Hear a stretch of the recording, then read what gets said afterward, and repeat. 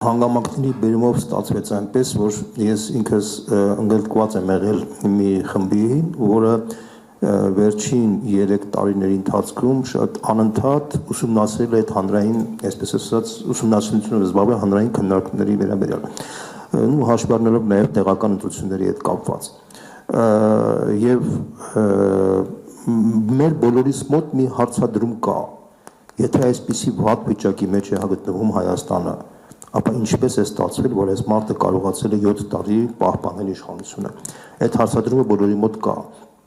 Մարդիկ մտածում են, որ միգուցե այդտեղ երկու պատճառ կարող լինել, կամ մեր ժողովրդի մեծ մասը չի գիտակցում, թե ինչ վիճակի մեջ է, կամ գիտակցում է, բայց քաղաքական ուժերը չեն կարողանում կապիտալիզացնել ժողովրդի մեծ մասի այդ ցանկությունը։ Եվ հարց առաջանում, ինչպես անել, որ փոխել այս իրավիճակը, որովհետև Վահեն շատ կենտրոնական ձևակերպում դրեց, թե գալիք ընտրությունների ժամանակ հարցադրումը հետևյալ լինելու, մենք պետք է ապրենք, թե չապրենք։ Սա շատ կենտրոնական խնդիր է։ Ես փորձեմ քաղաքական փաթեթավորում տամ այդ ձևակերպմանը։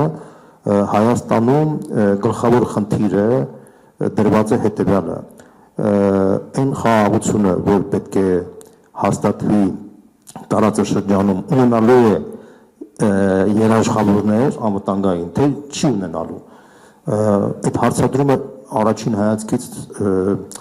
թվում է, թե լուրջ հարցադրում է, բայց իրականում եթե մենք լուրջ վերլուծենք, ապա այդ հարցադրումը շատ ծիծաղելի հարցադրում է, որովհետև խաղաղություն առանց երաշխիքների չի լինում ընդհանրապես։ Բոլորս էլ հասկանում ենք, բայց առաջացել է մի իրավիճակ, որ այսօրվա իշխանությանը օբյեկտիվորեն իրենց շահերի պատճառով շահավետ չէ, որ լինեն այդպիսի երաշխավորներ, որտեղ այն երաշխավորները, որ կարող են լինել, իրեն շահավետ չէ, իսկ այն կենտրոնում, որ իրենք փորձում են ման գալ գտնել այդպիսի երաշխավորներ, այդ երկրները չեն կարող այդ երաշխիքը տալ։ Եվ առաջացել է այդ մեծ խզումը, որից խիստ նյարդայնացած է իշխանությունը, եւ շատ լավ հասկանում է, որ հանրության մեծ մասը ինտուիտիվ հասկանում է դա, եւ ինքը շատ վախեցած է գալիք ընտրություններից։ Տեսեք, ես մի քանի գործոն ասեմ, որ դուք պատկերացնեք։ Մեր ուսումնասիրությունները հանրային կարծիքի ցույց են տալիս, որ իշխանությունը ունի կայուն մոտավորապես 10-ից 15%,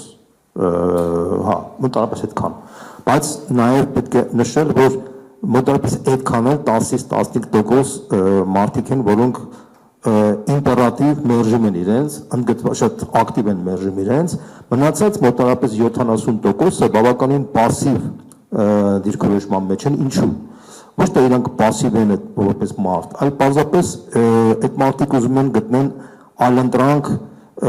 իրենց պատկերացումներով այլընտրանք, որը ոչ միայն քննադատի այսօրվա իշխանությունը, ոչ միայն նշի այս իշխանության բոլոր խոցելի կողմերը, սկսած սոցիալականից վերջերս անվտանգային, այլ կոնկրետ առարկայական ներկայացնի, թե ինչ այլընտրանք կարող է լինել Հայաստանի համար։ Այդ մարդիկ, քանի որ չեն տեսնում այդպիսի այլընտրանք, այդ մարդկանց մոտ առաջանում է պասիվ, կրավորական, բայց ընդդիմադիր տրամադրվածություն, բայց ոչ ակտիվ գործողություններ, որի արդյունքում ստացվում է այնպես, որ փոքրամասնությունը ներկայացնող իշխանությունը կարողանում է պահպանել իր իշխանությունը, իսկ այն մեծամասնությունը, որը դժգոհ է իրավիճակից, չի կարողանում փոխել իրավիճակը։ Որն է դրա պատճառը։ Ես այդ հարցի պատասխանը երկար մտորությունով արդեն հասկացել եմ։ Պատճառը կայանում է նրանում, որ տեսեք, մեր երկրում 30 տարվա մեջ տնտեսական եւ քաղաքական դաշտում ձևավորեցին, այսպես ասած, փակ ոչ կորպորատիվ մտածողություն։ Տեսեք, եթե մենք տեսնենք մեր տնտեսական դաշտում գերակշիռ մաս են կազմում կամ ՍՊԸ-ները, փակ բաժնետիրական ընկերությունները, կամ ժամանապակ պատասխան ընկերությունները, այսինքն բաց բաժնետիրական ցուցակագրված ընկերություններ, որոնք բաժետոմսեր կարող են թողարկել եւ լայն հանրության հետ կարող են աշխատել, գրեթե կարելի ասել շատ չնչին դեր է, շատ քիչ են, եւ այդ մտածողությունը տարածվել է նաեւ քաղաքական դաշտում։ Քաղաքական դաշտում մոտ 100 կուսակցություն, բայց այդ 100 կուսակցության հետևում կանացել այդ կուսակցությունները ընդհանրապես չեն աշխատում հասարակության հետ, հասարակության ճնշող մեծամասնությունից չի ճանաչում։ իրենցից որևէ սպասում չունի, ավելին կարող եմ ասեմ, քաղաքական հիմնական խաղացողները սեփական օրակարգով էլ հանդես չեն գալիս, որպեսզի հասարակությունը այդ օրակարգով խոսի։ Տեսեք, մենք հիմա խոսում ենք իշխանության օրակարգի շուրջ։ Եկեղեցու շուրջ քննարկում են կաթողիկոսը լավն է, վատն է, Փաշինյանը իրանք ունի թե չունի, բայց դա իշխանության օրակարգն է։ Իշխանությունը այդ օրակարգը փաթաթել մեր վզին, մենք էլ քննարկում ենք դա, ընդ որում քննարկման ժամանակ կարող ենք 10 տեսակետներ հայտնել, նույնիսկ ընդդիմադիր խոսունքի մարդիկ կարող են 10 տեսակետներ հայտնել, բայց նույն գնահատականներով, եւ որը խառնաշփոթ առաջացնում մարդկանց մոտ։ Արդյունքում մարդու մոտ սկսում է իսկապես, քանի որ չի հասկանում ընդդիմադիր դաշտի խոսունքի 10 կողմերը, ինքը սկսում է հիմնականում քննարկել արդեն իշխանության կողմից ներկայացված խնդիրը, թե կաթողիկոսը լավն է թե վատն է, հասկանում եք, չէ՞։ Արդյունքում հասարակությունը սկսում է հիմնականում աշխատել, մտածել իշխանության կողմից առաջարկված օրակարգով, որի արդյունքում իշխանությունը միշտ հաջողված է դուրս գալու։ Դա քաղաքագիտական օրենք է։ Մինչդեռ ես ասեմ ձեզ, նույն քաղաքագիտական օրենքներից են նաև այն, որ նույնիսկ եթե այսօրվա իշխանությունը այսպիսի խայտառակ արդյունքներ չտար, միևնույն է հասարակության մեջ առաջանում է հոգնածություն։ Այսինքն մոտավորապես 7-10 տարիների ընթացքում ամեն 7-10 տարին մեր տիպի երկրներում առաջանում է հոգնածություն եւ պահանջ է գալիս իշխանության փոփոխության։ Դա եղել է եւ Վրաստանում, եւ Հայաստանում, եւ Ուկրաինայում այն երկրներում, որտեղ կան այսպես ասած մեղմ բռնատիրական ռեժիմներ, պայմանական ձևակերպում, խոսքը չի աբերում կոշտ բռնատիրական ռեժիմներին։ Դա նույնն է նաև դեմոկրատական երկրներում, եվրոպական երկրներում, ասենք 10 տարուց ավել դժվար կտեսնեք մարդուն, որ կարող էր կառավարել, ասենք բացառություններ կան, իհարկե, օրինակ ասենք Մերկելի օրինակը կարող ենք բերել, բայց դրանք բացառություն են։ Պարզապես 5-10 տարիների ընթացքում միշտ փոխվում է, այդ հանրությունը հոգնում է, նույնիսկ եթե ինքը լավ հաջողված ղեկավար է դառնում։ Հայաստանի պարագայում իմպերատիվ պահանջ կա հասարակության մեջ, որ այս իշխանությունը պետք է հեռանա։ 40% մարդկանց պահանջում է, որ այս իշխանությունը հեռանա հենց այսօր։ Մոտավորապես 60-65% ցանկանում է, որ այս իշխանությունը հեռանա, բայց այլ խնդիրը, որ այդ մարդիկ դեռ չեն տեսնում այդ անընտրանքը։ Ինչ եմ ես տեսնում, ասենք տեսակետ հայտնվեց, որ իսկապես պետք է լինի մեծ կոնսոլիդացիա, բայց ես մի բան կարող եմ ասեմ, այդ տեսակետը ճիշտ տեսակետ է, բայց այդ կոչը միշտ էլ կոչ է մնում, եւ այդ մեծաշար այդ կոչը ցավոք սրտի հաստատ չի ստանում, որովհետեւ մեր քաղաքական դաշտը այդ կուլտուրան չունի, այդ մտածողության։ Ես կարծում եմ, որ այս պարագաներում կոնկրետ մարդիկ, դա լինեն քաղաքագետներ, փորձագետներ, թե հայտնի քաղաքական գործիչներ, պետք է կարողանան այդ կորպորատիվ կուլտուրան իրենց վերցնելով, իրենք փորձեն տանեն կոնսոլիդացիոն process, այսինքն տանեն հետևյալ տարբերակով, ոչ թե ասեն, որ սրանք հանեն խաղից դուրս, սրանք խաղից թողնեցին, սրանք հանեն խաղից դուրս, այլ փորձեն բոլորի հետ համադրել իրենց շահերը։ Սա քաղաքագիտական աքսիոմ է։ Իհարկե բոլորս ուզում ենք, որ Հայաստանը փրկվի, բայց բոլորը իրենց մտքում իրենք տեսնում են պոտենցիալ Նապոլեոններ եւ ուզում են, որ իրենք փրկեն Հայաստանը։ Դա հասկանալի է եւ դա տրամաբանական է, ցավոք սրտի մենք չենք կարող անտեսել այդ փաստը։ Մենք պետք է կարողանանք համբերատար երկխոսության ճանապարհով փորձենք կարողանալ քաղաքական դաշտում կոնսոլիդացնել, համադրելով բոլորի շահերը, հասկացնելով ամենի կշիռն ու այսպես ասած հնարավորությունը եւ ձևավորել մեծ միավոր, ինչպես որ դա եղավ Վրաստանում 2011-ից 12 թվականները, երբ որ Իվանիշվիլին կարողացավ հավաքել իր շուրջ քաղաքական դաշտի մոտ 90%-ը։ Ես տեսնում եմ այդպիսի հնարավորություն, միգուցե 90% չլինի, բայց լինի ասենք 50-60% կամ 70%։ Ես կարող եմ ասեմ, որ դա շատ իրատեսական է եւ եթե դա կյանքի կոչվի, ապա դուք ուղղակի կզամանաք, թե ինչ աստիճանի ողջունություն կառաջանա մեր հասարակության մեջ, դուք ուղղակի կտեսնեք եւ կշշմեք, թե ինչպիսի փոփոխություն կլինի նաեւ այն пассив զանգվածի մոտ, որոնք սպասում ունեն եւ իրենք էլ միանգամից կողքերեն, որտեղ այդ պահանջը կա իմպերատիվ, ես դա տեսել եմ մարդկանց հետ շփվելուց, նույնիսկ բաներ կան, մարզեր կան, որտեղ երբ որ իշխանությանը կողմնակիցի մարդը որ խոսում է, բոլոր մնացածները ծաղրում են իրեն, այսինքն այդ 10-15%-ը այնքան մարգինալ է դարձել, որտեղ մարդիկ ինտուիտիվ տեսնում են, որ անվտանգության խնդիր ակնառու կա, մարդիկ տեսնում են, որ այս իշխանությունը հանձնեց Արցախը եւ ըստ էության Հայաստանի անվտանգության խնդրի առաջ կանգնած է, մարդիկ տեսնում են, որ այն սոցիալական ճճացող անարդարությունները, որ կան հիմա, շատ ավելի ցույց չեն քան նախկինում։ Օրինակ ես մի օրինակ բերեմ, որ դուք պատկերացնեք։ Եթե եղել է, որ Հայաստանի բանկային համակարգը համախառն տավա մեջ $100 միլիոն ավել եկամուտ ուներ։ Այսպիսի բան մինչև 2018 թվականի չի եղել։ Այսօր գիտեք ինչքան է կազմում բանը $1 միլիարդից ավել։ $1 միլիարդ ավել բանկային համակարգի մարդու եկամուտն է կազմում։ Հարց 10 անգամ մեծացել է 2020 թվականից այսքոմ։ Ուրեմն 2018 թվականից հետո Հայաստանի ՀՆԱ-ն մեծացել է մոտավորապես 2.5 անգամ, մոտ այս կազմում է $31 միլիարդ։ Հարց եմ տալիս, մարդկանց կենսամակարդակը գոնե 2.5 անգամ բարձրացել է միջինը, իհարկե ոչ։ Հատկապես բանկային համակարգի, շահումով խաղերի ոլորտի, ուղղակի թռիչքային մակարդակի զարգացում կա, մինչդեռ ռեալ տնտեսությունը, ռեալ այն արտադրանք տվող բաները, իրանք մեծ հաշվով լուրջ ունեն գյուղատնտեսությունը փաստացի զրոյական վիճակի մեջ է կամ շատ չիչին թույլ աճի տեմպերը ցույց տալիս, որը շատ կարևոր գործոն է, այսինքն կարևոր սեկտոր է մեր էկոնոմիկայում։ Այսինքն մարդիկ տեսնում են, ես մի օրինակ ասեմ, պաշտոնական տվյալներով Հայաստանի միջին աշխատավարձը կազմում է մոտավորապես $850, հա, sense ձևակերպենք, ես մոտավորապես, մոտավորապես այդ է, չէ։ Ես իրականությունն եմ ասում, գնացեք ցանկացած հարցում արեք Երևան քաղաքից 20 կիլոմետր հեռավորությամբ բոլոր ռեգիոնալ քաղաքներում, դուք տեսնեք, թե մարդը եթե 150,000 դրամ ստանա, դա կլինի երջանիկ մարդ։ Միջին աշխատանք, մասսայական մարդիկ ստանում են 100-ից 150,000 դրամ եւ 150,000 դրամը իրենց համար իրանք են ասում, եթե մեր աշխատավարձը լինի 150,000 դրամ, ես երջանիկ կլինեմ, իմ ընտանիքը կարող է։ Դուք գիտեք, ես միշտ թիվերն ասեմ, որ մեր ժողովրդի բնակչության մոտավորապես 10%-ը 2018 թվականից վաճառել է իրենց տները, սեփական տները եւ ապրում են վարձով, որտեղ առողջապահական համակարգի լուրջ խնդիրներ ունեն, այսինքն առողջության խնդիր ունեն եւ պետք է ապահովեն։ Դուք ցույց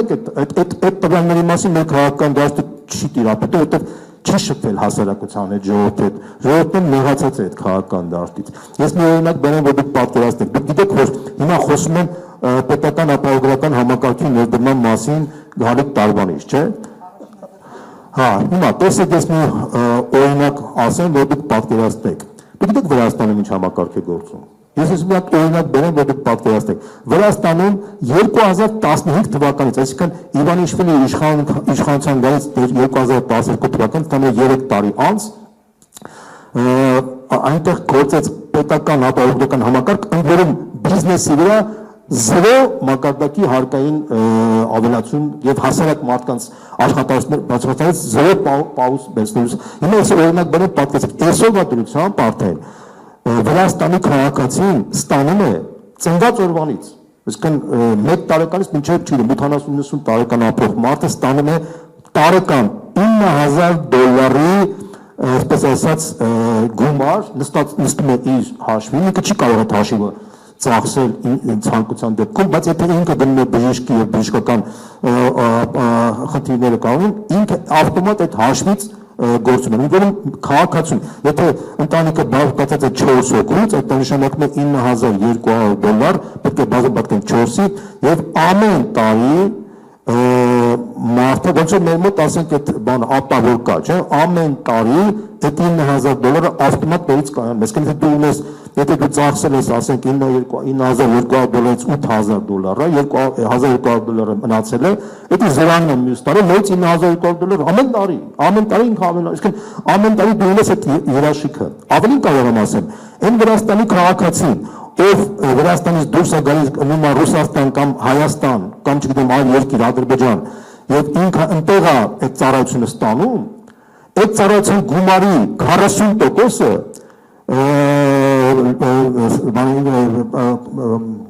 Այսպես ասած ծածկվում է այդ իր այդ ֆոնդից, որ կա ինքը 9240%, հասկանալի պատճառով, եթե Վրաստանն էր 100% կծար։ Այսինքն եթե մարդ օրինակ պետք է օպերացիա անի $2000 Վրաստանում 100% $9200 է գալիս, եթե այդ $2000 պետք է մուծեր ինքը Հայաստանում, $2000 մուծում է Հայաստանում, հետո գնում է Վրաստան, Վրաստանը իրան $800 դրան կոմպենսացիա $800 հանում են այդ բանը։ Իսկ ինքը $800 դից շահում է։ Սա կոչվում է անցումային երկրի կիսով չափ սոցիալական պետություն, իսկ մեր հարևան երկիրն է։ Ես չեմ ասում Ֆրանսիայի կամ Իտալիայի կամ չգիտեմ Իսպանիայի մասին, որտեղ շատ ավելի բարձր մակարդակի սոցիալական ապահովություն կա, կամ տրանսպորտի ոլորտը։ Տրանսպորտի ոլորտը մենք ուսումնասիրություն ենք արել, ուղիղ 2 անգամ ավելի էժան է տրանսպորտային բաները, տոպսի արժեքը քան Հայաստանը։ Ուղիղ 2 անգամ։ Ցենց ասեմ, պատկերացնեք, այսինքն այնտեղ եթե օրինակ մեր մոտ դուք գիտեք, որ տրանսպորտի աբոնեմենտը մի տարվա աբոնեմենտը արժի 88-ից 90 հազար դրամ, ու կախված թե ոնց է բանանում, այնտեղ արժի $100, այսինքն 37500 դրամ, ես ավելի ստույգ ասեմ, 37500 դրամ, այնտեղ արժի մեր մոտ արժի 88000 դրամ, այսինքն ես տեղատեն ավելի շատ, մնացած 6 ամսվա, 3 ամսվա, սա այն որում տրանսպորտի ծախսերը Թբիլիսի քաղաքի մոտարապես 2 անգամ ավելի շատ են, քան Հայաստանում։ Ինչի, որտեղ Թբիլիսի քաղաքը Երևան քաղաքից իր ծավալներով մեծ է մոտարապես 3 անգամ։ Մոտ 3 անգամ ինքը իր մասշտաբով, ծավալներով մեծ է եւ իրենց մոտ վառելիքը օգտագործում են մոտարապես մի չեմ ասում կոնկրետ 3 անգամ կլինի, բայց առնվազն 2-ից 3 անգամ ավելի շատ է լինում, քան Երևանում։ Մենք ուսումնասիրել ենք օրինակ ինքնարժեքը Երևանի տրանսպորտի դա գալիս է մոտարապես 60-ից 70 դրամի կարգի, որոնք հիմա ծախսում են։ Ես օրինակ ինչ եմ բերում։ Օրինակը բերում եմ այս իշխանության, այլասերվածության, լկտիության, ուղղակի չափերը, ուղղակի անսահման բնույթ են կրում։ Եվ ժողովուրդը մեղք վիճակի մեջ է, որովհետև ցավոք սրտի ասում ժողովուրդը դա զգում է, ինտուիտիվ տեսնում է, համատարած դժգոհություն կա, համատարած եւ բազապես մարդիկ չեն կարողանում իրենց դժգոհությունը, այսպես ասած, ներկայացնել, որովհետեւ այդ դժգոհության քաղաքական դաշտում այդ դժգոհության կապիտալիզացնող ուժեր չկան։ Մի շարք պատճառ, ասացի թե ինչ պատճառով։ Նախ իրենք լուրջ մակարդակով չեն ուսումնասիրում հանրային կարծիքը, չեն աշխատում ժողովուրդը։ Հիմնականում աշխատում են ընտրություններից ընտրություն, որպեսզի ինչ-որ քրես ստանան եւ մարդիկ դա ինտուիտիվ տեսնելով վիրավորվում են, հասկանան, որ այդ մարդիկ լուրջ չեն եւ դրա համար այդ մարդիկ լուրջ հեղինակություն չեն կարող ստանալ, բայց նույնիսկ են կրկնում մարդկանց մոտ պահանջ կա մեկ միասնական մեծ կոնսոլիդացիայի եւ այդ կոնսոլիդացիան իմ կարծիքով կոչելով հնարավոր չի, սա տեխնոլոգիայի խնդիր է, պետք է իսկապես այն մարդիկ, որոնք ունակ են դա անել, եթե իրենք կանգ դրսևորեցին կարողանան անել, իսկ այդ փորձագետները կարողանան իրենց օգնել, ես 100%-ով համոզված եմ, 100%, որ Հայաստանում իսկապես հնարավոր կլինի փոխել իրավիճակը, փոխել այս խայտարակ իշխանությունը, իսկապես ձայնել այնպիսի նորմալ երկիր, որը ըստ էության ոչ թե բանկերը 10 անգամ ավելի շատ եկամուտ կստանան, միջին մակարդակի մեր քաղաքացիները իրենց որակը կբարձրացնեն, սոցիալական արդարության գոնե մինիմալ զգացողությունը արդեն կվերականգնվի, չեմ ասի, որ կոռուպցիան ընդհանրապես կվերականգնվի, բայց կոռուպցիայի մասին ասեմ, Transparency International-ի գնահատականներով ամեն տարի Վրաստանում կոռուպցիայի գործակիցը 20%-ով ավելի բարդ վիճակի մեջ է, քան Հայաստանում։ Սա էլ ինչի մասն է, որ համակարգային կոռուպցիա կա, եղել է Հայաստանում, նախկինում էլ մնացել է նույնն էլ կա այսօր համակարգային, բայց նույնիսկ այս տնկարված եւ ռեկլամ կանացված իբրտե դեմոկրատիայի բաստիոնի պայմաններում հարևան Վրաստանից մենք 20%-ով ավելի զիջում ենք նույնիսկ այդ հարցում։ Սա է խնդիրը։